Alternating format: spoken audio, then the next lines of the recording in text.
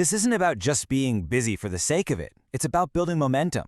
Set aside time every single day to get better at what you do. Ship something small, finish a tiny part of a project, write up a case study. And sharing an insight isn't for getting likes. It's a signal to the world, and more importantly to yourself, that you are still moving forward. And finally, let's touch on identity. This might be the deepest, most powerful shift the Gita offers. It uses this really timeless, poetic language to make a very practical point.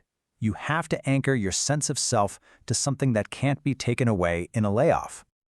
You are not your job title. You are not senior manager at whatever company. That was just a role you were playing.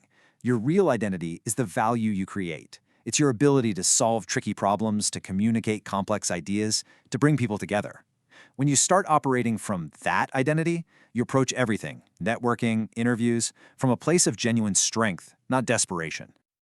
Okay, so we've walked through the big ideas. Now let's get super practical. Let's turn all this into a simple 10-day plan to help you reset and start reclaiming that sense of control. Here's the roadmap. The first couple of days are just about accepting the situation and making a basic plan. Days 3 and 4, you define your non-negotiables, your dharma and your karma quota. Then you do a 3-day sprint to sharpen a key skill. Days 8 and 9, you start networking, but with that sense of detachment from the outcome. And on the last day, you just take a breath, recenter, and then take the next right action. It's a clear path through the fog,